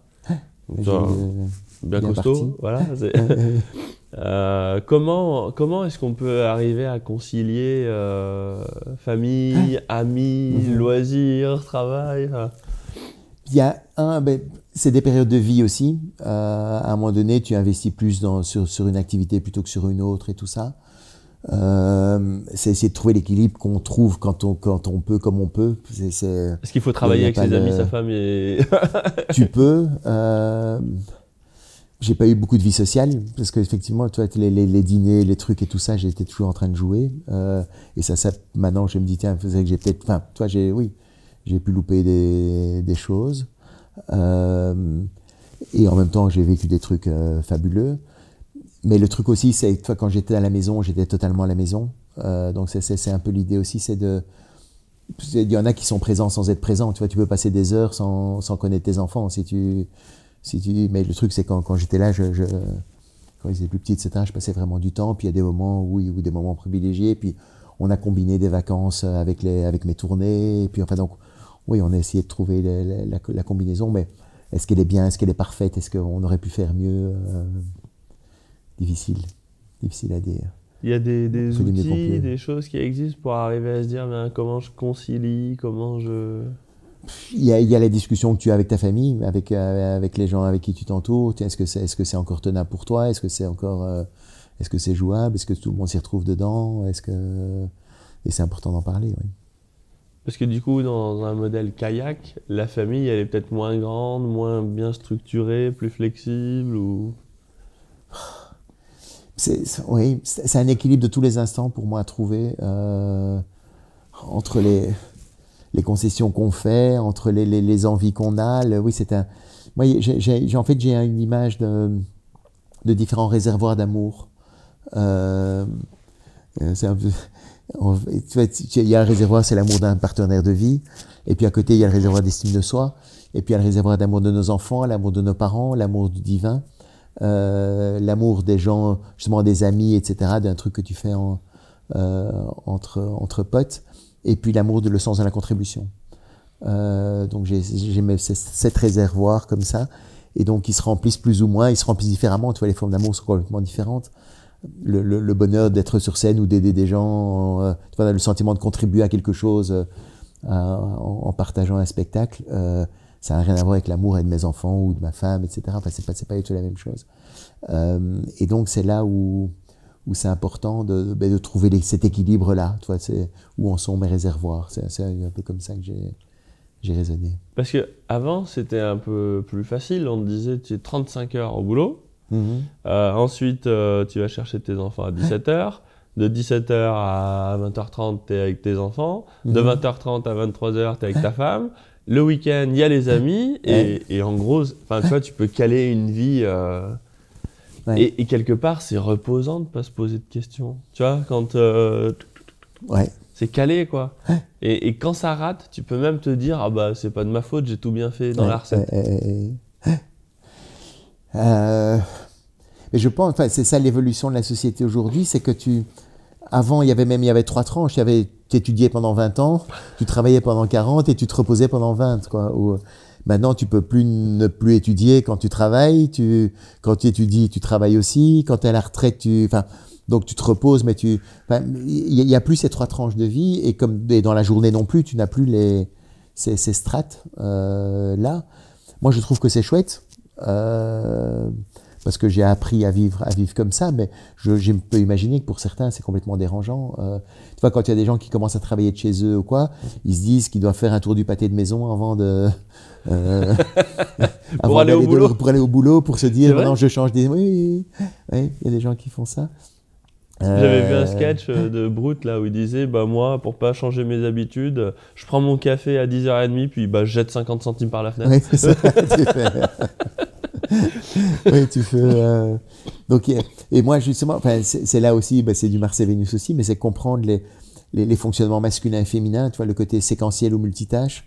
Tu vois, le masculin est plutôt séquentiel, un truc à la fois, donc il aime bien mettre des choses dans des cases et tout. Le féminin est plutôt, je commence un truc, je continue l'autre, je reviens au premier et tout. Donc, et quand tu es maintenant en télétravail, etc., tu es obligé d'être multitâche. Tu peux pas. Elles sont plus orientées kayak que nous, les femmes, de base. Non. Non, parce que tu as les deux pagaies. Tu as vraiment, en fait, tu vois, le masculin pour moi, c'est avoir un objectif. Si tu imagines que la vie est un voyage, en fait, le masculin regarde la destination et les moyens à en mettre en œuvre pour arriver dans les plus brefs délais, et le féminin s'intéresse au bien-être de tous pendant le trajet.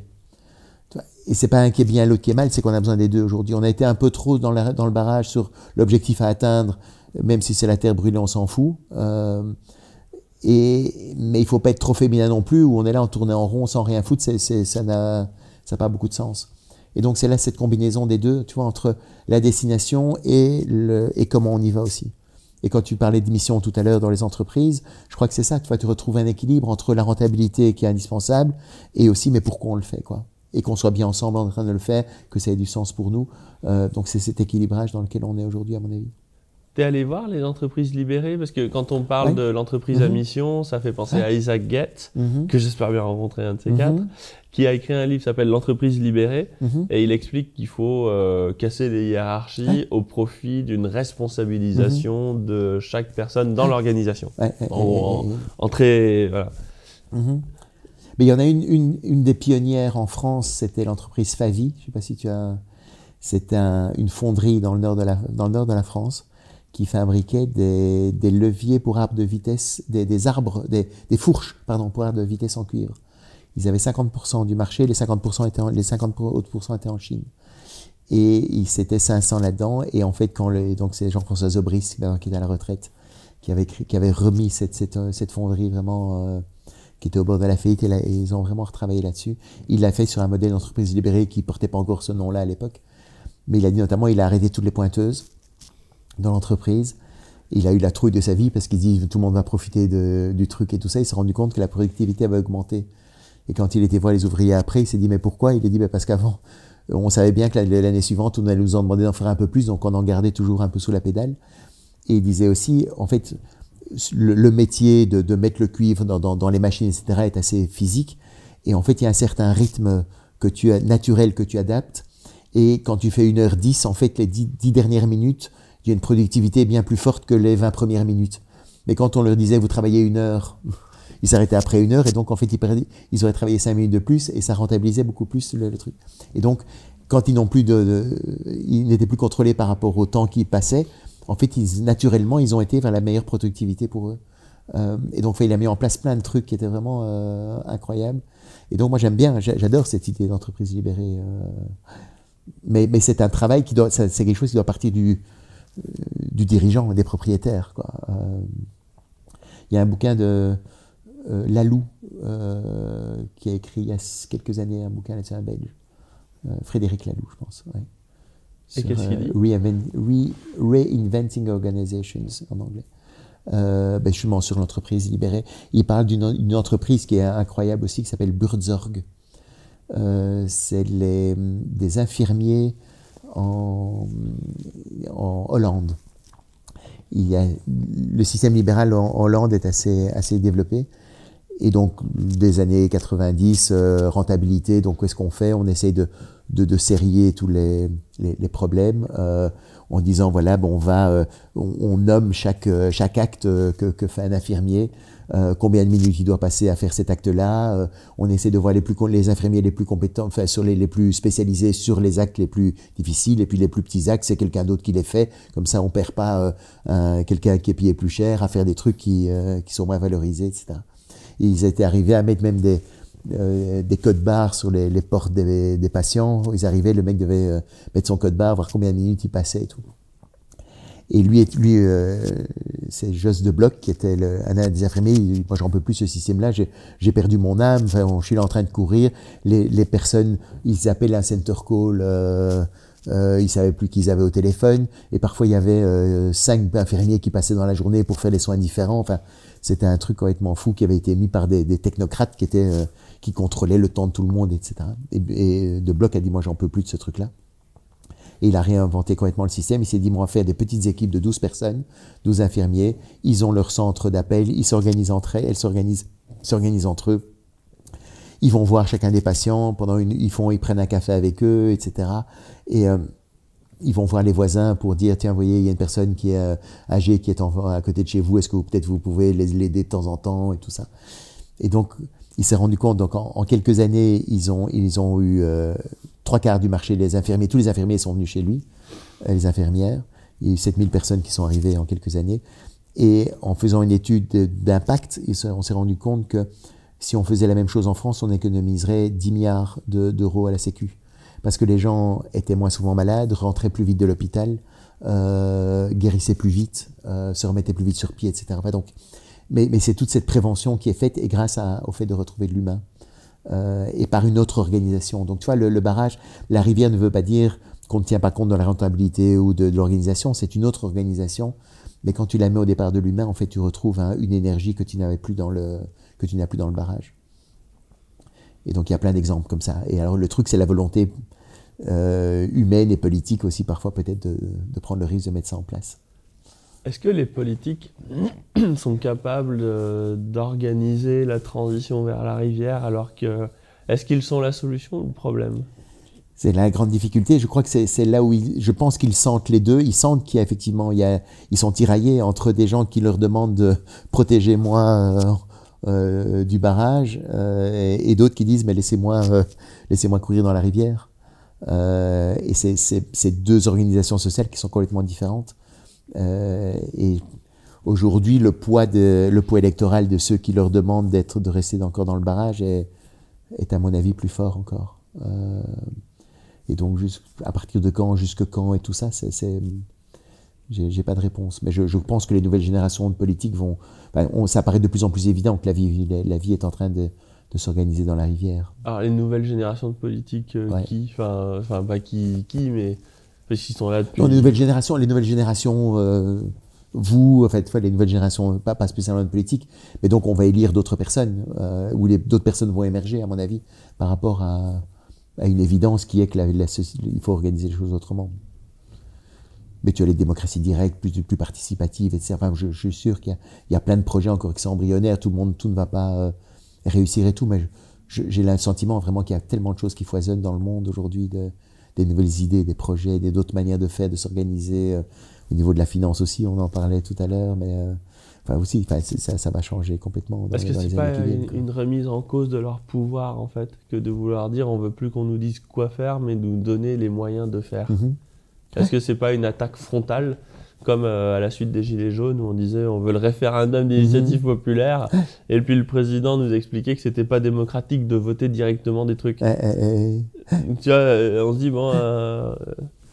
Mais le truc, c'est que quand tu as grandi dans un système, quand tu as été élevé, tu crois que ce système-là, on a grandi sur ce lac, et eux ont excellé, justement, ils sont brillants et tout ça, ils ont des belles parcelles et tout. Donc, je comprends que dans leur logique à eux, c'est important de garder cette manière de vivre. Hein.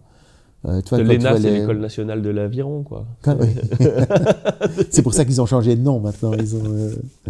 Mais tu vois, en Corée du Nord, les gens sont persuadés que leur vie serait pire sans Kim Jong-un, quoi. Donc nous, on est persuadés en fait que cette idée de croissance, c'est ça qui va nous sauver. Et il y en a qui le croient sincèrement, tu vois. Je pense pas ils jouent pas avec ça. Ils sont convaincus. Mais les faits vont, à mon avis, tu vois, on est un peu comme, moi, je nous vois un peu comme la société, un peu comme le Titanic, où l'équipage est en train d'alimenter le buffet plutôt que de s'occuper du trou dans la coque, quoi.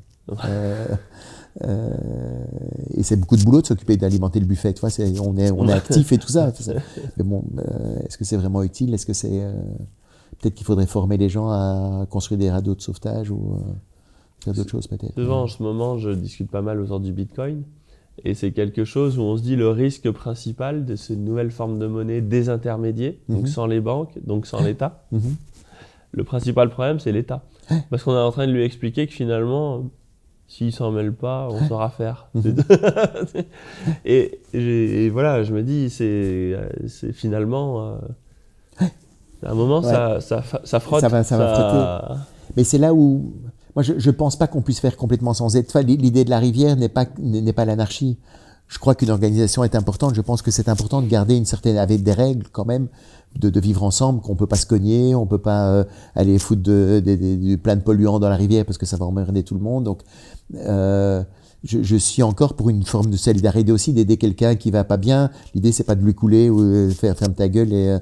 Je crois que la solidarité reste importante et tout ça. Mais simplement, elle va s'organiser autrement. Et les États vont à mon avis, se réinventer. Mais c'est vrai que si tu as encore... tu vois, une autre image que j'ai aussi, c'est que tu imagines que les marins qui ont embarqué à bord des caravelles du Christophe Colomb, ceux qui pensaient que la Terre était plate n'ont pas été les plus enthousiastes à l'idée de monter, quoi. Donc si tu penses qu'au-delà du barrage, il n'y a que le néant et le chaos, ben c'est normal que tu fasses tout en ton pouvoir pour maintenir cette organisation-là, tu vois, et c'est pas de la mauvaise foi ou de la mauvaise volonté, tu vois, c'est aussi de dire, mais au-delà, il n'y a rien. Et nous, on est en train de dire, mais oui, non, il y a plein de trucs, il y a des trucs merveilleux. On a entendu dire, il n'y a pas de plan B. Oui, c'est ça. Non, il y en a un, il est là. Mais il faut y aller pour le voir, il faut y croire. Et je crois que ça va changer. Pour la démocratie directe, ce qui m'étonne, c'est qu'on a un modèle pas très loin qui s'appelle la Suisse. Et a priori, bon, c'est pas l'anarchie, hein, ils sont pas réputés pour être les plus dits. Voilà. Et tu connais le président suisse? Non, personne ne le connaît. On s'en fiche, c'est pas lui qui décide. Et en fait, tu vois, je me dis, c'est pas juste une question de mentalité. On sait bien que ça marche. On a un des pays les plus riches au monde qui fait depuis un siècle. Et c'est pas ce qu'il fait depuis un siècle. C'est ça le truc, c'est le changement qui est compliqué. Mais pourquoi nous on se dit, mais nous on n'est pas capable? À chaque fois que je pose la question, on me dit, non, mais le français il est trop con. Enfin, il est trop ci, il est trop ça, il est trop. Non, parce que le truc, c'est que on rajoute des feuilles au millefeuille, mais on ne change pas complètement l'organisation. Et le truc, cette fois en Suisse, ce qui est génial, c'est que en fait, la démocratie est restée. Enfin, les décisions sont prises au plus près des citoyens à chaque fois, pour la culture, c'est à la commune, c'est pas un ministre qui est à Paris qui prend les décisions. Et donc, en fait, comme ils sont capables de rester au plus près possible, et c'est pour ça qu'il y a, comme en Belgique où nous, on se tape sur la gueule entre les Flamands et les Wallons, en Suisse, ils se tapent pas sur la gueule entre les francophones et les Allemands, parce que ils s'en foutent, ils sont bien chez eux chacun, ils sont quand même ensemble sur certains trucs qui sont super importants, mais sur tous les petits trucs du quotidien, ils font leurs trucs, font leur beurre chacun. Et donc, en fait, c'est ça. Plus tu restes près plus les décisions sont prises au plus près, au plus c'est facile. Ben, c'est complètement à l'inverse de ce qui a été fait en France, la centralisation, l'esprit jacobin, la centralisation, les grandes décisions à Paris, et puis on descend de bas en haut. C'est complètement l'inverse. Quelle est la première étape quand on commence à réfléchir à ça? Parce que moi, une des questions, je me souviens, c'était ma femme qui m'avait emmené, qui m'avait dit, ah, faut regarder, faut qu'on parle de notre couple, tout ça. Chier, c'est là. Alors tu dis non, et puis après, quand t'as fait une connerie ou deux, tu dis bon, allez, on va parler du couple. Non, et on avait regardé le film Les hommes de Mars et les femmes de Vénus, très bien. Et ce qui était intéressant, c'est que ce spectacle était très positif. C'est-à-dire qu'il contenait en soi des pistes pour s'en sortir. Et on n'avait pas, ça débouchait pas sur quelque chose, tu vendais rien à la fin, quoi, voilà. Et mais c'était quand même, je me dis, c'est positif, quoi. Tu peux le re-regarder, tu retrouves des idées. Sur le kayakisme, c'est quand même un peu plus pentu. C'est-à-dire que tu dis aux gens, va falloir changer votre vie, parce que ton couple, l'améliorer, le bricoler, le refonder, mais il est déjà là, tu sais à quoi ça ressemble, c'est connu, quoi. Tu vois, bon, ça reste ta femme. Quelle est la première étape pour quelqu'un après qui se dit, ouais, c'est sérieux, je fais face à un vrai problème. Bon, c'est quoi la première marche? La première marche, c'est commencer justement à une petite introspection, de dire tiens, qu'est-ce qui est important pour moi, qu'est-ce que j'ai envie de faire de ma vie, de pouvoir commencer à réfléchir. Une autre chose aussi, c'est de prendre conscience de la petite voix intérieure qui te sabote, très souvent, qui te dit je suis pas capable, je suis trop là, je suis pas assez là. De commencer à l'entendre, à se rendre compte que c'est pas toi, et que cette voix-là, tu peux la changer, tu t'es pas né avec, et tu peux transformer cette petite voix. Parce que c'est quoi cette petite voix concrètement? Mais c'est un dialogue intérieur que tu as avec toi, c'est ces petites voix, c'est en fait, tu répètes en boucle ce que tes parents t'ont dit, ce qu'un prof t'a dit, ce que tu as entendu d'un prof jaloux, d'un frère jaloux, et tout ça, c'est tous ces trucs-là, sois prudent, enfin, toutes ces injonctions, t'es pas assez, t'es pas ci, t'es pas trop, etc. Et donc, quand on arrive face à un projet, pourquoi est-ce qu'on dit je suis pas capable? C'est pas nous qui le disons, quoi. En fait, c'est cette petite voix intérieure qui nous sabote. Il y a un petit test très simple qu'on peut faire, tu vois, par rapport à cette petite voix-là. Tu te mets devant ton miroir tout à l'heure, tu te regardes vraiment pendant quelques secondes, et puis c'est toi et toi, hein, tu vois, vous êtes là tous les deux, et puis à haute voix, tu prononces, tu dis Richard, je t'aime. Et puis tu vois directement la petite voix qui va arriver, qui va dire mais quoi, pour qui tu te prends, t'as vu ta gueule, t'as vu ci, t'as vu là, tu t'aimeras quand tu auras réussi ça et ça et ça, mais maintenant non. Donc tu vois, et donc tout ce sabotage-là que tu peux avoir dans ta tête, t'en prends conscience un petit peu, et puis après tu peux le travailler. Tu l'as fait ça, cet exercice? Ouais. C'est marrant, hein. Et après, tu sais quoi, t'entames un dialogue avec toi-même, tu t'assois, genoux asseyants sur une table de négociation. Et puis on discute un petit peu, et puis justement, maintenant, petit à petit, quand j'entends cette petite voix-là, j'ai travaillé depuis longtemps, mais tu vois, je la remplace petit à petit par d'autres phrases du genre je suis capable, j'ai toute ma place dans ce monde, je suis digne d'amour, tu vois, des choses, mais il faut, tu vois, petit à petit, j'ai toute la place dans la rivière, tu vois, j'ai sur la place de personne, et donc tu recrées une sécurité intérieure, en fait, plutôt que d'essayer de remplir ce réservoir d'estime de soi. Tu vas le remplir de l'extérieur en essayant de quémander l'amour ou l'admiration d'autrui. Tu vois, regarde ma belle bagnole, regarde comme je gagne de l'argent, regarde ci, regarde là, aime-moi, aime-moi, aime-moi, parce que comme tu n'es pas capable de t'aimer toi-même, de t'accepter tel que tu es, tu vas aller quémander l'amour ailleurs. Mais quand tu fais ça, en fait, il y a des trous dans le fond du réservoir, ça n'arrête pas de couler. Et à un moment donné, ce qu'il faut, c'est boucher un peu le réservoir et de le remplir de l'intérieur. Et c'est comme ça, tu vois, des personnes bien dans sa peau, on dit qu'elles rayonnent. Parce qu'un peu comme le soleil, c'est une chaleur, c'est la chaleur humaine qu'elle dégage de son intérieur qui fait que son entourage a envie d'être proche d'elle. Quand tu es avec quelqu'un qui te pompe ton énergie tout le temps, tu vois, pour se remplir ce réservoir de l'extérieur, c'est épuisant. Tu as des bouquins ou des ressources? Alors évidemment, le livre sur le kayakisme. Mais là-dessus, il y a plein de... Oui, mais des biens, parce que le problème, c'est qu'il y en a plein, et les développements personnels, entre les gourous, les guignols... Il y en a un que j'aime beaucoup, c'est des auteurs, si tu veux, puis après, dans les livres, il y a Louise Hay, Hay, très sympa. Il y a Alice Miller aussi, ça c'est une ancienne psychanalyste suisse-allemande. MI2LER, Alice Miller, Stephen Covey, un grand classique, mais qui, enfin moi, c'est quand même... Covey, c'est écrit comment? Covey, C-O-V-E-Y. Les 7 habitudes des gens efficaces. Tu as Dale Carnegie, Comment se faire des amis. Oui, mais il y a vraiment beaucoup de... Il y a des vraies richesses dans la lecture. Tu vois, un des trucs qu'on peut faire aussi, aller dans une bibliothèque, aller à une librairie quelque part, etc. Et puis tu te laisses inspirer. Tu regardes, tu vas dans le bouquet, tu vas dans le rayon développement personnel, psychologie ou quoi, et tu regardes, et puis tu prends un peu au hasard. Laisse ton intuition te guider. Eric Fromm aussi, Avoir ou être, d'Eric Fromm, très important aussi. Comment s'écrit Fromm? Fromm, F-R-O-H-M.